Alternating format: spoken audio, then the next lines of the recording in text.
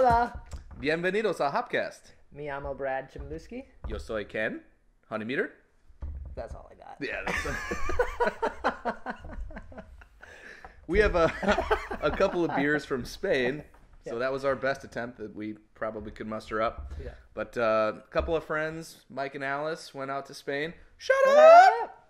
And brought us back some beers from La Loca Juana, which means Crazy the crazy Juana? Juana, Crazy Juana.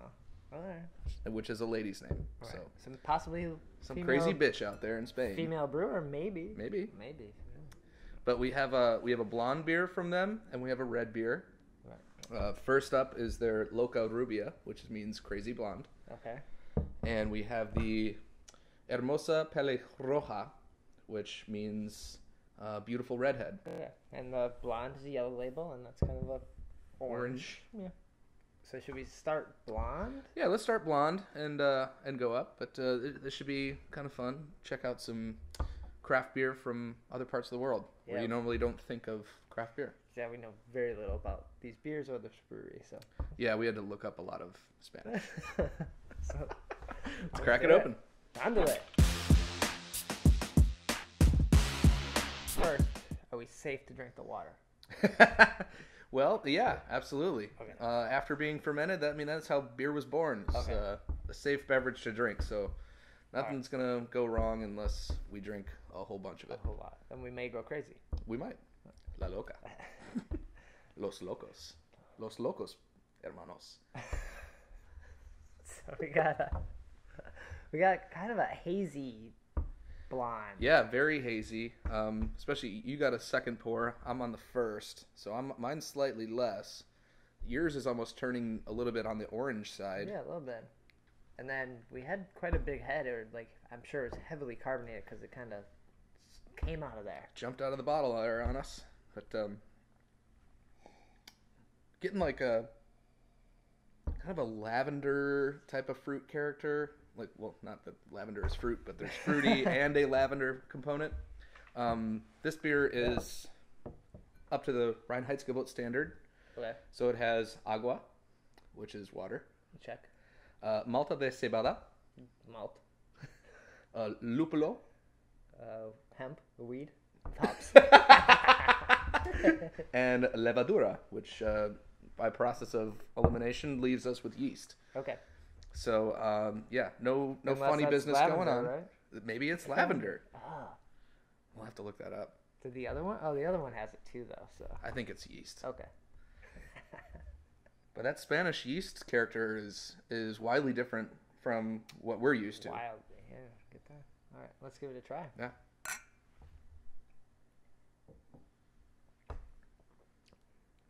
Oh, nice. It is good. It's got a nice We were spritzy... expecting, I think, the worst. oh, that's good. I mean, a lot of complexity going on. Very, very fruit forward. It has that kind of floral lavender thing going on. Mm-hmm. Has great mouthfeel. It kind of fills up your mouth, but it's heavily carbonated, but not overly carbonated. Yeah, there's definitely a good amount of carb going on in it. And with the body, it's got a pretty hefty body for a blonde beer. And I think that carbonation level kind of helps scrub the palate and wash off a little bit of that sweetness. It makes me want to have this. I guess a lot of blondes make me want to have mussels. Or, Mussels. Seafood. I don't know. It just feels refreshing. And you just want something else. I always want to eat seafood, so Okay. let's go. Let's do it. We'll get another whole fish from the Hoboken. Yeah. Yeah. Ugh. But yeah, this is really good. I'm curious to see how long they've been around and what also what the scene is like out in Spain. You typically think of them drinking a lot of cider, Right. wine, sangria, stuff like that. So maybe the beer scene's kind of picking up as it did here in America. It's kind of picking up over there. Italy Yeah. and all these places, you're starting to see a little bit more focus on beer. So but they're making some pretty interesting stuff. This is really kind of a complex thing to come out of just those four basic beer ingredients. Mm-hmm. Well, yeah. Should we move on to the next cerveza and see if this lavender is actual yeast, or Yeah, if it's more lavender. Absolutely. Yeah. Cheers.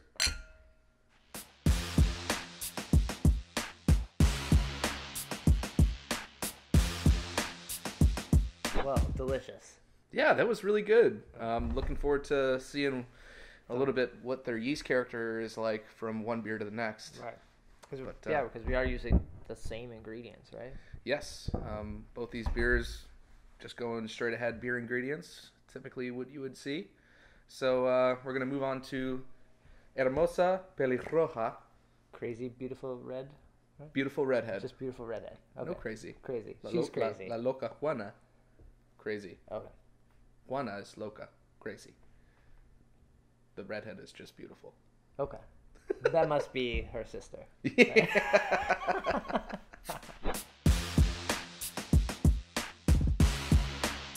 Wow, that was a mess. Crazy. La Loca. Yeah. So the yeast on these beers are fucking out of control, and like half that bottle just poured out. Yeah, it kept coming and coming and coming. Yeah. Now, I'm gonna say this is less beautiful. It's not what I think of as beautiful. Certainly not a beautiful looking beer. It's not even really that red either. It's just kind of a murky brown. It's murky. Once she was beautiful. How do you say ugly? I used to know. Malo. That's bad. Well, okay. But ugly redhead is what we have here. Still very, very fruit forward on the nose. Mm-hmm. Yeah, it smells similar to the other one. I think it smells pretty much exactly like the other one. Mm-hmm. Maybe a little bit deeper of a malt aroma, but very similar. I think this one comes at 5.5. The other one was at 5. So, not much has changed. I would assume they're just using maybe just a little bit more specialty malt, and that's probably the only difference. Okay. Well, let's give it a taste and see. Cheers.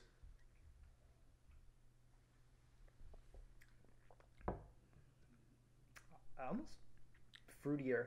Yeah. Definitely has more of a type of caramel type of flavor to it. Uh-huh. But I think that's exactly it. They're just like changed up the malt a little bit to make you give you a darker beer. Darker beer.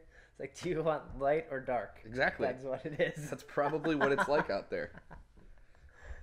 But this brewery, we were looking at pictures of the brewery, and it looks really, really cool. It seems like it's in an old castle. It's about 2 hours north of Madrid. Okay. And the castle looks really, really cool. It's on this beautiful countryside. It would probably be a pretty cool place to visit. Yeah, just probably sit out there and have a few beers or. Yeah, I don't know how many different beers they have. I think maybe like 5 I saw on the website. Okay. But, they probably have like a black. They probably just go down the colors, really. Have the rainbow. Yeah. Yeah. It does seem like these two are their main flagship beers. They got their blonde and their red. So, but they're pretty good. Yeah. I guess I would pick if I had to pick one. I'd pick the blonde over the other one, just because I felt like it was a little cleaner. Yeah. Yeah, I think I'm with you on that one. But if you're in Barcelona, it's about 7 hours, so it is kind of a hike if coming from Barcelona. All right. But if you're coming from Madrid, you're fine. Yeah, it's like 2 hours. Okay. Or is it Madrid? But yeah, this is fun. I don't know if you can get these beers here in the U.S. I've never seen them. I've seen them now. But so thanks again to Mike and Alice, our buddies, for bringing this back from their vacation to Spain. Yeah, and never be afraid to pick up some random beer you see when you're on vacation like that. It's fun. You never know if it's going to, it could taste great, and then you're screwed because you can't have it again.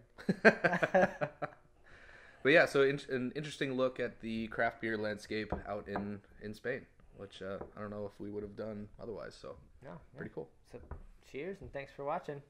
Ciao. La Loca. Adios.